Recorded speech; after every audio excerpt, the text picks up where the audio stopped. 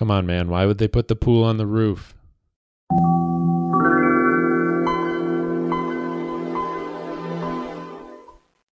Welcome to Tech Tales. I'm Corbin Davenport. I'm Joe Fidua. And I'm Zachary Wander. And today we're doing a movie club episode. We're talking about a movie this time. With three people. Yay. Yes, we've all watched the movie Hackers from 1995. Yes. A movie I had not seen before watching it for this. Me neither. But yeah, like I think it'd be fun to do these every once in a while because there are a lot of movies and shows that have a similar level of impact as a lot of what we've talked about on Tech Tales.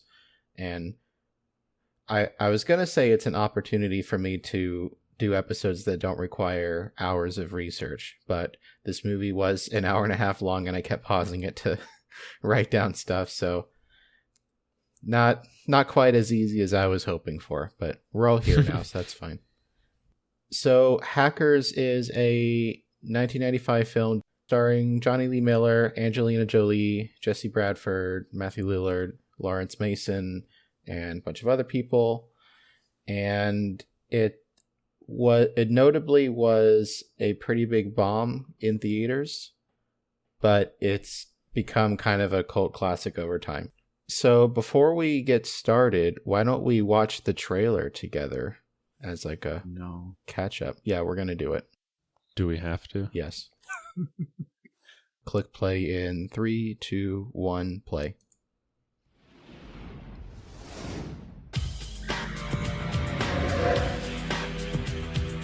Hidden beneath the world we know is the world they inhabit. Dave? Yeah, Mom? What are you doing? I'm taking over a TV network. Well, finish up, honey, and get to sleep. They're hackers. Hackers penetrate and ravage private and publicly owned computer systems. Hack the planet! Hack the planet! It's not just something they do. Sure this sweet machine's not going to waste. Are you challenging me? It's who they are. I win, you wear a dress on our date. And if I win, so do you. They can crack any code. And get inside any system. Hello? Mr. Gill, according to our records, you're dead. I'm what? But this time, Come here, look at this. It's some kind of virus. Unless $5 million is transferred to the following account, I will capsize 5 oil tankers. they just hacked the wrong guy. Game's over. Whoever wrote this needs somebody to take the fall. He's about to commit the perfect computer crime. You've created a virus that's going to cause a worldwide disaster? And they're about to take the blame. A hacker planted the virus. But it's the perfect cover. We're being framed. Can we be allies? I don't play well with others. Oh, wow, we are fried. Okay, let's nail it. Now, You're not good enough to beat me. Yeah, maybe I'm not, but we are. they're the only ones who can prevent a catastrophe. I know how to stop this guy. They'll trace you like that. Are you nuts? Come at me! Unlike any the world has ever seen. Never send a boy to do a woman's job. Hackers of the world unite. Cops on the building. I need more time. This is the end, my friend. United Artists welcomes you to the new world.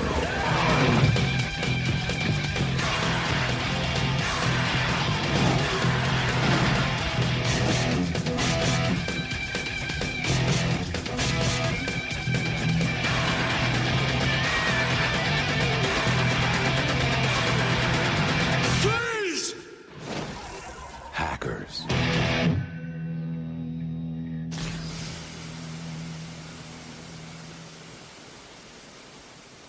So we're going to get into talking about the plot of the movie now. If you haven't seen this and you want to, I will have links in the show notes to where you can watch it legally. As of the time of recording, it is on Amazon Prime Video and Paramount Plus. So the movie starts with like 11-year-old kid hacking a computer system. We're off to an amazing start. 1988. Yeah, it starts Crashing in 1,507 systems, whatever those are. Yeah, the movie starts with like this kid in a courtroom, and they're accusing him of crashing 1507 computer systems. It's not really clear what those systems are, but then they say it causes a 7-point drop in the New York Stock Exchange, and there's like some like mild gasping in the background. Like that's what we're that's the big deal. So like right out of the gate, they're setting up this like, oh, the hackers are up to destroy capitalism. Yeah, well, I mean, this is going to come up so much when we talk about it, but like there's so much in this movie of how do we put this in terms that a normal person is going to understand. And so it's like, it's not specific at all, like systems and, oh, it affected the stock exchange. You know what that is, right? Yeah. And so in this courtroom, his family gets a big fine and he is banned from using computers until he is 18 years old. Which, this is a bit of a skip ahead. But they said near the end when they arrested him again that he violated his probation, but it's been 7 years. He's 18. Yeah, I was a little confused about that too, because after the opening bit, I assumed that they are picking up like, okay, it's been 7 years, his probation's over, and he can use computers again. Right. Yeah. Yeah, that is kind of weird because the very next bit they jump to, they do skip ahead to when he's 18. And the first thing we see him doing is he's hacking into a TV network. And like it doesn't seem like he's like, all right, I'm going to go buy a computer. I haven't been able to have a computer. I have to relearn how to do all this. He's just like, oh yeah, very casual. Yeah, like he's been 18 for a while, I guess. No, he hasn't, because that was his birthday night then. That was his birthday night? That TV His hacking? mom said happy birthday. Oh, I missed that line. That makes it weird because it's like, all right, I guess you have been still using computers this whole time, but whatever. I did really like the TV hacking part where it's the machines literally pulling out VHS tapes and putting them in a VHS player. Yeah. He hacks a TV network, and the guy on TV, I don't know if you remember, he's like saying some like basically derogatory, like making some like derogatory line about Hispanic people, and the hacker kid, which is named Dade Murphy, is like upset about it, and he gets hacked, and then someone else is trying to hack the TV show at the same time, and it cuts to, like you said, like robot arms grabbing the tape for the TV network and like grabbing it back and forth. Yeah, his name though, I totally thought his name was Dave for a while until I saw it in text, and it's Dade. Yeah, Dade. Yeah, that sure is a name. And like I was trying to pay attention to all the computers and stuff they're using in this movie, and I couldn't really. A lot of Apple. Yeah, basically everyone in this movie is using a Mac. When he goes to school later, like all the computers in the school are Macs.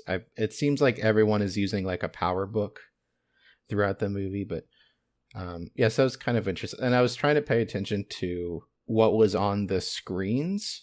And they keep jumping between something that looks like Mac software from the time, and then they cut to these cyberspace scenes, which don't look weird, like how computers fractal look. 3D things and cityscapes, but circuitry.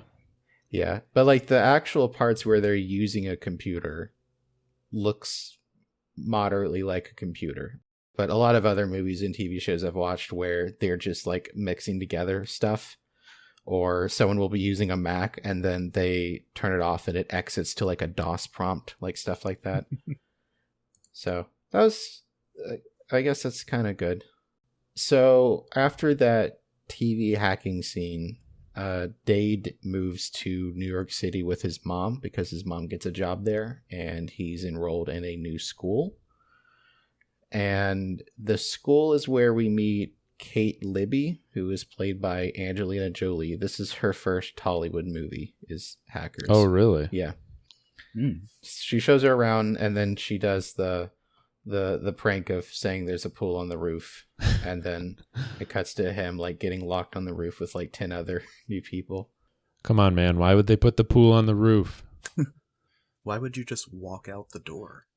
10 minutes prior to that scene, he's the smartest 11-year-old around. Yeah. Now he's like, oh, a pool on the roof? Sure. That seems.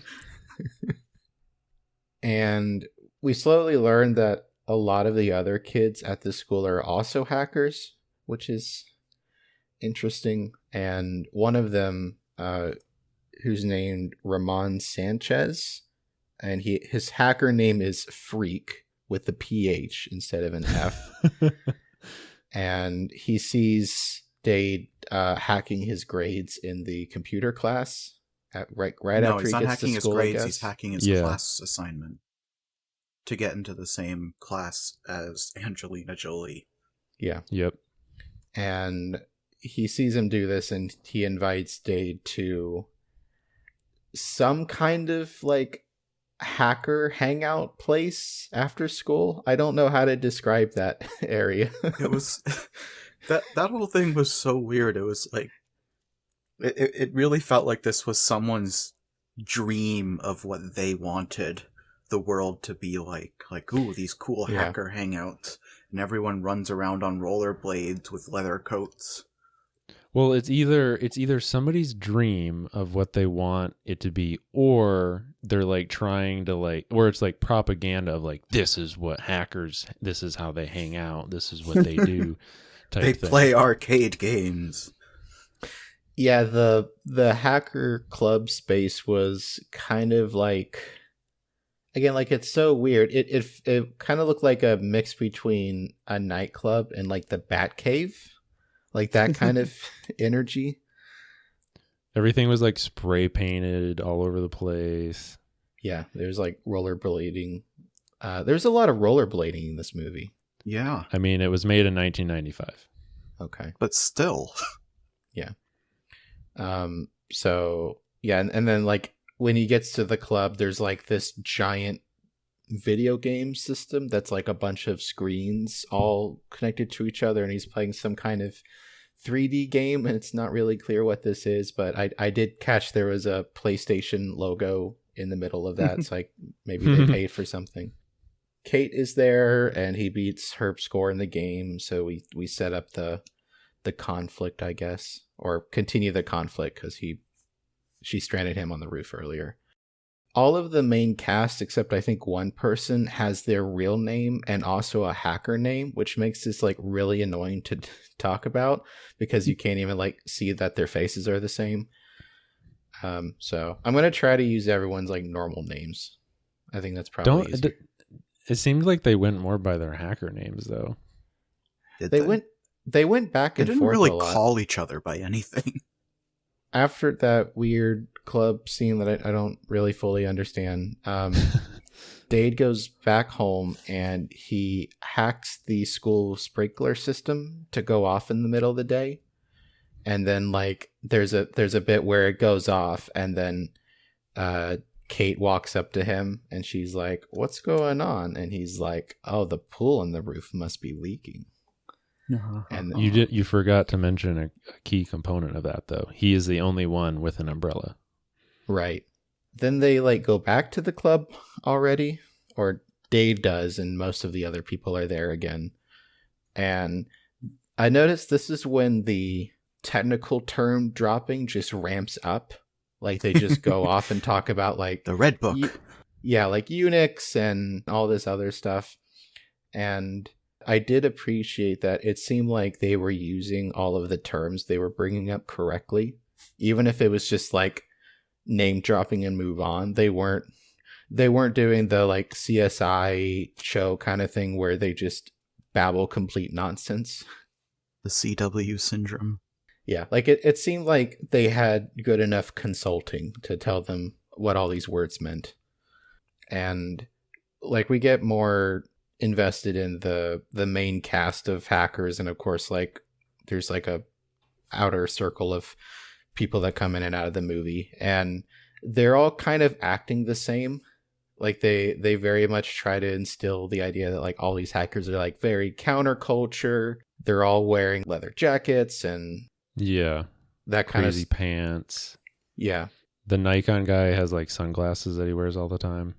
They continue doing the we're fighting against the system kind of thing. There's a bit where they read like a manifesto from one of the hackers, and I think one of the police or Secret Service guys is like, that sounds like commie bullshit. Yeah, and then the other cop or Secret Service or whatever is like, yeah, he's like, that's cool, and then the other cop's like, what? Oh, speaking of the counterculture thing, it's weird to me that the one hacker is like apparently a 10 packs a day cigarette smoker. Yeah, like they show like all of the kids smoking a lot, and like one of them especially, I think the youngest one smokes the Yeah, he most. totally looks the youngest, and he's got a cigarette in his mouth like the entire movie. So the main cast out, we've got Dade, we've got Kate, which is Angelina Jolie, we've got Ramon Sanchez, we've got Emmanuel Goldstein, who is hacker named Serial Killer. Matthew Lillard. Yeah. People might recognize that name. And there is Paul Cook, who is Lord Nikon because he has a photographic memory. And the youngest of the group, who's the one smoking like a pack a day for some reason, is Joey Pardella, who notably does not have a hacker name to start with. Yeah, I just noticed in IMDb he is the one that does not have his hacker name listed. That's funny. I missed that part, apparently. Yeah, he's like hounding one of the hacker dudes, like, help me choose a name. Oh, yeah. No. That's right. I do remember that now. And like they make a big deal about how like all of these kids are hacking major banks and companies, which is that's like the main exaggeration. Like the technical stuff they mostly, it seems like they get right, but like I don't know how many teenagers in school are breaking into like Goldman Sachs. They keep going back and forth, I felt like, for a while, of like they're fighting against the man, and like, you know, they're doing I don't know, things that aren't awful, but then it's also like, oh yeah, we're hacking banks, and yeah, they're hacking banks to give money back to the people, man. To the people. Yeah, I guess that's the difference. Like none of the main cast is, well, I don't know. They could be doing it for their own benefit because like they make a big deal out of a lot of the hacking is just the flex on other people. Later when Joey tries to hack this big supercomputer, like he tries specifically to get evidence that he did it so he can show everyone later. Yeah, and in the scene you were just talking about, like he hacks the bank, but he just spits out a bunch of money from an ATM from like Idaho. Yeah, so like, it was just like it was no benefit to him. But he was saying hey, look, that I whole did this. story was that it was accidental. He like found some random computer system. He didn't know what it was for some reason. And then he read in the news a couple days later that an ATM had ejected $700. I thought it was funny that they moved on from that so quickly, and they weren't like, hey, we could do that here and get money. Yeah. Well, they addressed that by saying like, oh, don't hack a bank like that. That's a universal whatever. The FBI, man. After that bit, we go back to Joey, the younger one, who is trying to hack a supercomputer owned by the Ellingson Mineral Corporation, which is apparently a big deal. What a strange corporation to be like the big bad of the movie. Well, were they even the big bad? It was just I guess one the guy. corporation isn't. Yeah, that's true. But it's still just like, it's such a weird organization to have at like the focal point of a movie. But anyway, continue. Well, it was also weird that the IT guy was basically in charge of everything. Yeah. So Joey's trying to hack their supercomputer, basically just to say he did it. Like in the last scene, everyone's like, dude, don't do that, you'll get caught. And he was going to do it anyway. And he tries to save a file from the garbage section of the computer, like the trash, I guess. No, I think this is just something they made up for the movie. Yeah. It's like the Please Don't Look folder, basically. They just decided to call it garbage. Yeah, that was a little confusing, but he like partially saves the file, and then his mom barges in and tells him to go to bed. So she unplugs the computer. So he only gets a partial copy of the file. But that's enough for the IT guy at the company to notice, whose name is Eugene Belford. And they make a big deal out of him being a supposedly former hacker.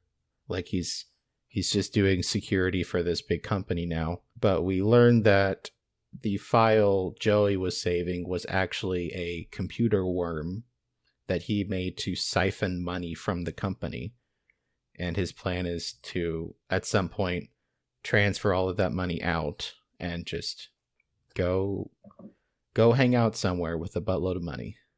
So then he tracks where the hack came from, and Joey gets arrested by the Secret Service. I'm not clear on why the Secret Service is going after technology crimes. Because like they just had usually to up the stakes. And the Secret Service wasn't being very secretive. The guy who's like in charge of this whole team just doing multiple TV interviews. Yeah. Yeah, that's right. This also like starts what is one of the weirdest, funniest things of the movie to me is like whenever the Secret Service would encounter someone, they would come in so hard with guns blazing in the most like ridiculous way. Like he's in the shower and all of a sudden he pulls the shade back and the guy cocks a shotgun like 6 inches from his face. So the Eugene at the company knows that if they find out what that file is, it could undo his plot to steal money.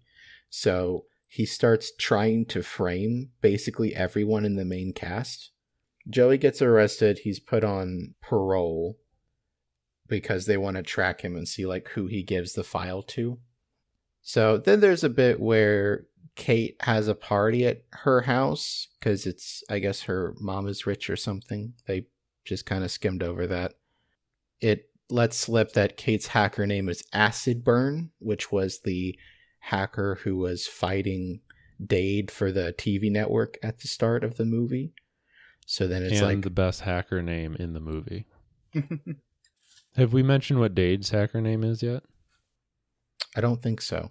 Dade's hacker name is Zero Cool. Well, no, that's his hacker name when he was a kid.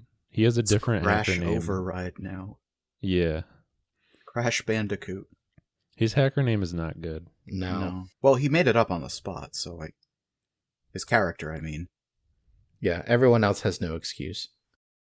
So, as I don't know, kind of a payback for Joey's arrest, but I think they just want to do it.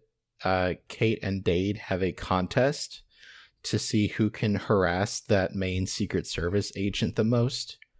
So there's like a montage scene where he's like at a dinner and his like credit card gets rejected because all his money was taken. Okay, that was weird. Like, waiter. That was just a diner. That wasn't any place particularly fancy.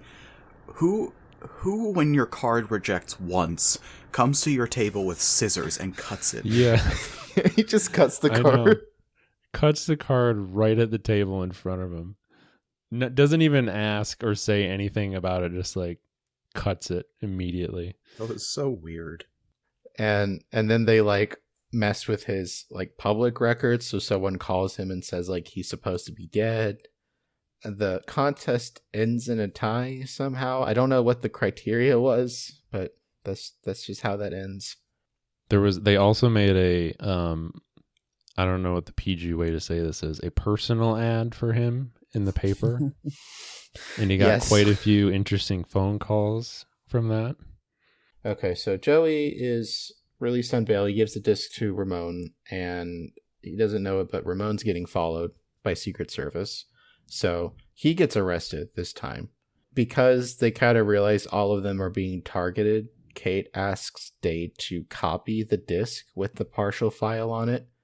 Well, hang on. And I think Ramon knew he was probably being followed and was probably going to be arrested because he hid the disc, like after he ran away. Yeah, there's a bit where they're like outside and they notice someone is like taking a picture of them as they're meeting. You know, with all this Secret Service, it would be a terrible time for someone to make a move on the president. Yeah, they seem really distracted by all of High this. school hackers. Yeah. So they all look at the disc. They realize it's a computer worm stealing money from the company that Eugene Belford made. And they want to try to get the whole code as evidence so they can go to the, I guess, Secret Service and bring this up. I don't know. Again, I really... The highest authority in the land. Yeah. The Secret Service.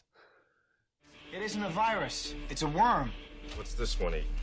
It nibbles. You see all of this? This is every financial transaction Ellingson conducts, yeah? From $1 million deals to the $10 that some guy pays for gas. The worm eats a few cents from each transaction. No one's caught it because the money isn't really gone. It's just data being shifted around.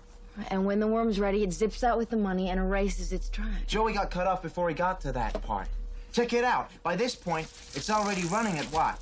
Twice the speed as when it started. Right, and at this rate, it ends its run in 2 days. Judging by this segment alone, man, it's already eaten about $21.8 million, man.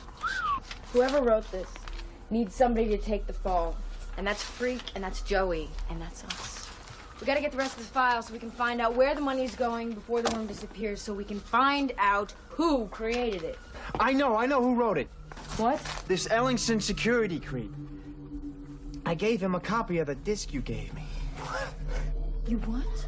Didn't know what was on it. Oh, man. It's universally stupid, man. Yo, man, you an amateur, man. While all this is going on, and I was getting lost about this detail. I had to rewind the movie a couple times. While all this is going on, so Eugene, this guy at the company who's like their IT person, I guess, has this worm that's stealing money. But he's also made this virus called Da Vinci. And that's kind of like what the trailer was like hyping up, because the point of this is to infect some like oil tanker ships and make them tip over and I guess release oil into the ocean. So everyone at the company is kind of worried about this, and they're not worried as much about, I guess they're not paying as much attention to the money, which is what he's hoping for. Yeah, the Da Vinci virus is like the distraction. Yeah. Yeah. When all of the main cast like finally looks at what's on the disc, and they want to try to get the full file still, so they can stop getting framed. That's the main thing. Well, remember, before this, Kate comes to Dade asking him to look at the floppy disk, and he says no because he's worried about his record and being arrested again, but he says he'll at least copy it to keep a copy in case all of them get arrested. And then when he has that copy, Eugene calls him, has some weird hacker lingo, set your computer to receive a file. Yeah. Yeah, he mails him a laptop that's like and also the laptop's like a transparent. Wasn't the mailed laptop cool. a different part? Yes, that was a completely different part. He just did that earlier to be like, oh, look, a sign of goodwill or something, to try to get him on his side still. But finally, the way he tries to get him to do something, which I still don't entirely understand what he wanted him to do, is to threaten that he's going to give his mother a criminal record that'll get her put in jail basically for life. And so he gives Eugene the copy of the disc, which I don't know why he would want that. I guess maybe he didn't know it was a copy. It wasn't really explained. Yeah, he definitely doesn't think it's a copy, and he's just trying to get all the evidence back to himself. Okay. If it sounds like this movie jumps all over the place, it does. There are the three narrative structures for books or whatever, like omnipresent, first person, and whatever. This is like nowhere present. You don't know what anyone's doing. It just like you're there for 5 seconds and then you're jumped over to someone else and you don't know why anyone's doing what they're doing. Yeah, and they keep intercutting the movie with like scenes about it, like I guess in the computers where you're like zooming around like circuit boards and stuff. Yeah. They when they're doing the hacking, it's like they don't know what to show on the screen, and so they just did all of these wild shots. Shapes, fractal symbols, math equations, circuit board cityscapes. Yeah, like what's weird is they show the typical like fast lines of text scrolling sometimes that is like what most movies and shows do. And then sometimes they'll cut to like the 3D cyberspace stuff, which you think is like just appearing to us as the viewer in the movie, but then they also put it on the computer screen. Yeah. Like I don't really know what's going on there, but yeah, this movie kind of goes all over the place. So Kate and Dade go to two high-profile hackers for help named Razor and Blade, who host a TV show called Hack the Planet. Hack the Planet. That is briefly shown earlier. Yeah. They agree to help, but they say there needs to be a sufficient distraction for the Secret Service if they do the hack. And right after that scene, they skip to everyone rollerblading to Grand Central Station in New York. And like while everyone's rollerblading, Dade is at home hacking the traffic lights in the city to all go green. So then there's like a bunch of car accidents at once. No, he sets up the hack beforehand. He's part of the rollerblading, and he has it kick in at 9 because they know they're all going to be arrested at 9 because they tapped the phones in the Secret Service building. Yeah. Yes. Okay. Yeah. So this is the thing where it's like they keep going back and forth, and I get confused because I'm simple-minded. But so then they like everyone gets in car accidents, and it doesn't seem like anyone gets seriously injured, but that kind of goes against the like we're fighting the man message. Like, haha, all of you people just got your cars totaled. I mean, they could have turned all the lights red, and it would have been less dangerous, and still chaos. I think they had to do green because otherwise the police could have just driven through, or the Secret Service. The Secret Service? Yeah, what's the police, Zach? They wouldn't be involved in something like this. So then they go to Grand Central Station, and like what? Okay, so one of the things I don't think we've mentioned is some of the time when the people are hacking, they're just like at home. Like that kid when like Joey's hacking the supercomputer, he's just like in his room at their home. But sometimes they bring their laptops to payphones and they like hook them into the modem and do it, which the 90s VPN. Yeah, they're like doing they're doing the like Hollywood cliche of tracking the phone call thing, but just for computers basically. Well, it is a thing. Yeah, but they're doing it in like the it's movie the 90s. way. Yeah, and it's also really weird because sometimes when they do this, like when they were doing the hacking contest against the Secret Service agent earlier, they were using a payphone in like some abandoned street somewhere, but this time they're like all going to a very public place. I guess that was really to make so they were the distraction, I guess. Or if they messed up all the traffic, then it'd be harder to get to like the center of the city. I don't know. But anyway, so like there's a scene where they're all like in a line of phone booths with their laptops, and they all start hacking, and Angelina Jolie's like, "All right, guys, use your best hacks. We got to get in this thing." I love the hacking scenes where Angelina Jolie is in the phone booth and it's just like spinning with like weird lights behind it. Yeah. Yeah, that was great.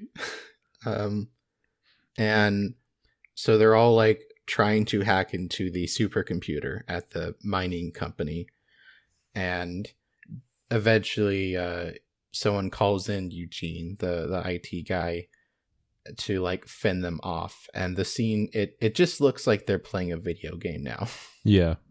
And Eugene's like got like a headset on. He's like, haha, I got you now. And like taps a button on the keyboard. And the keyboard in I don't know like where this like office is. Yeah. But the place where Eugene is working is, I think, supposed to be in the supercomputer.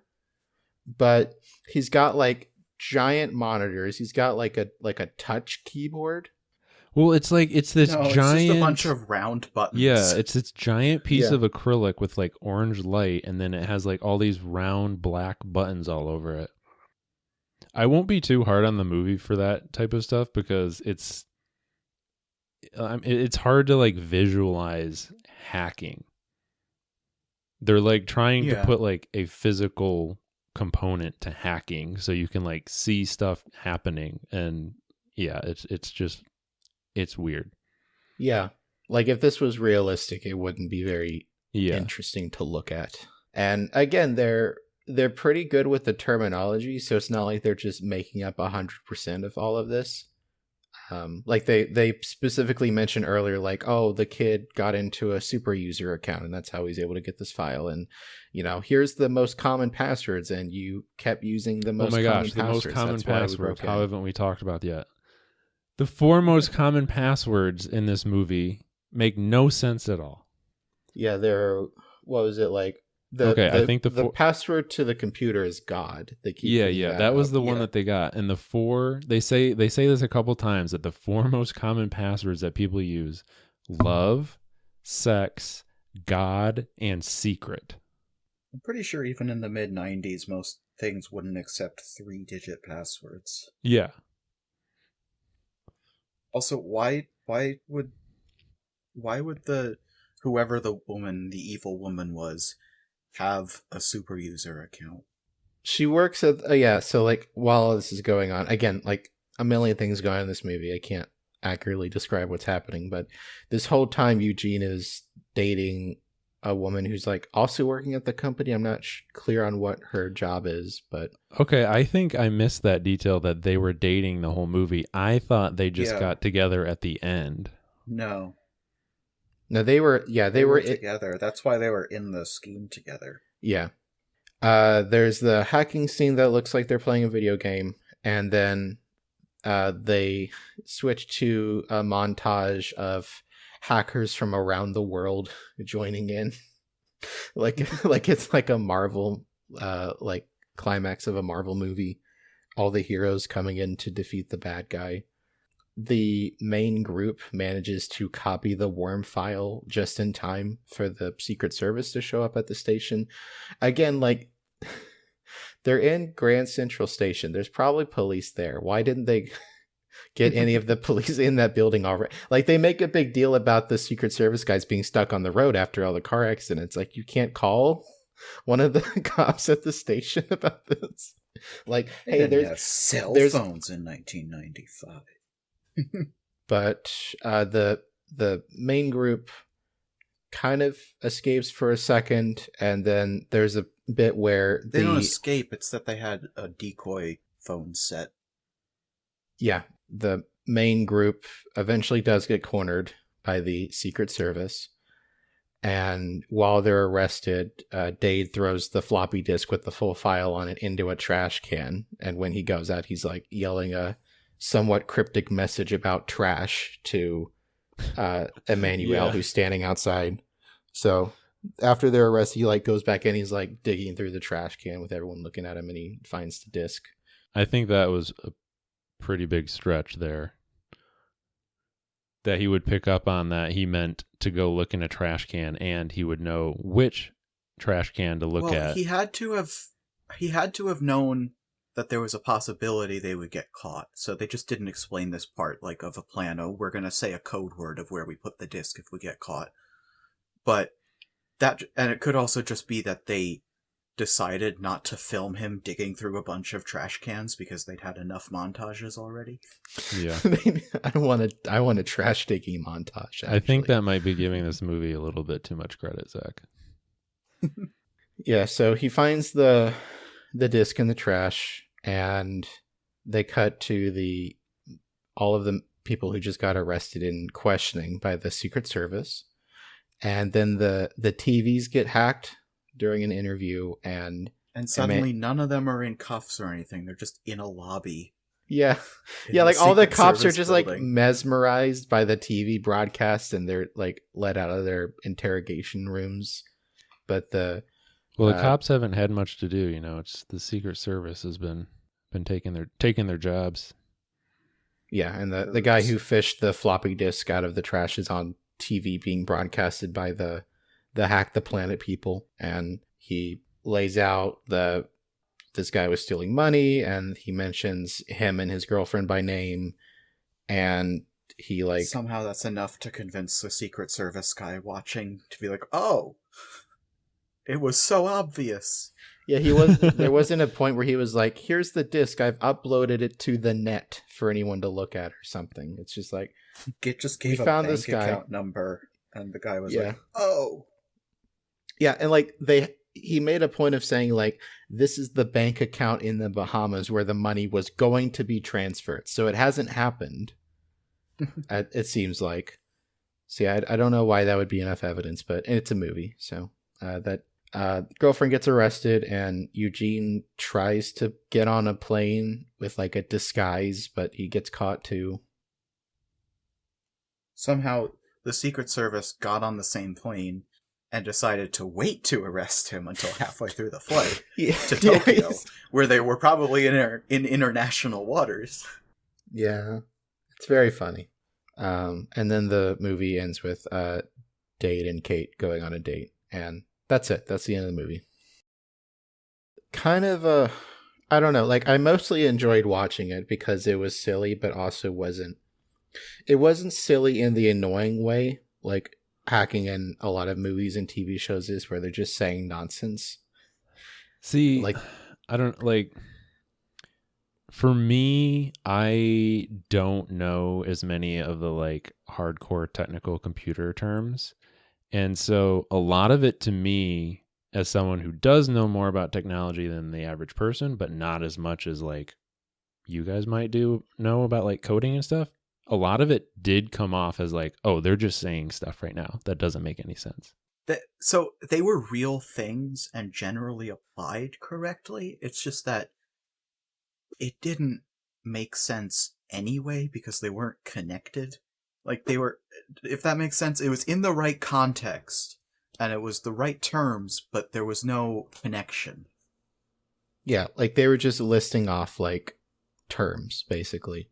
Although they did mess up. They did mess up because they said someone had a 28.8 BPS modem, which would be pretty damn slow. Unforgivable. How could they say that? Movie ruin. Also, it would be an interesting thing to send 0.8 of a byte per second.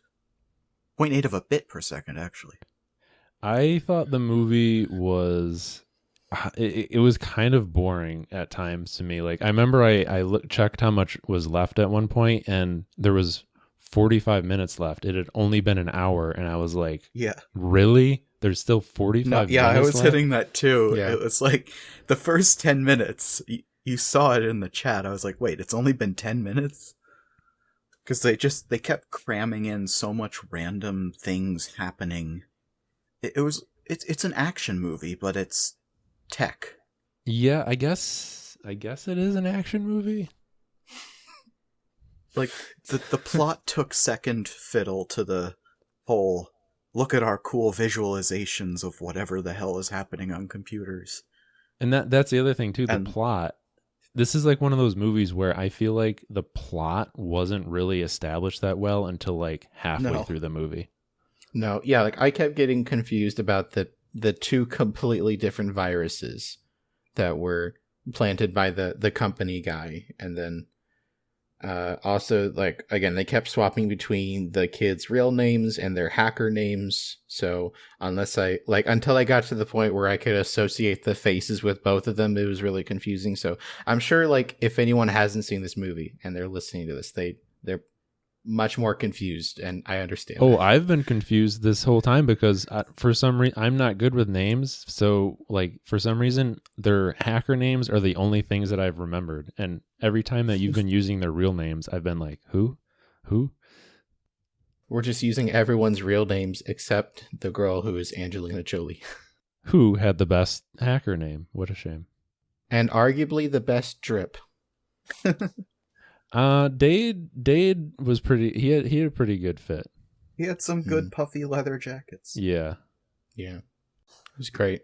So yeah, if you haven't seen this movie, the links for watching it are in the show notes. And TechTales is on Twitter at TechTales Show and on Mastodon at TechTales@mas.to.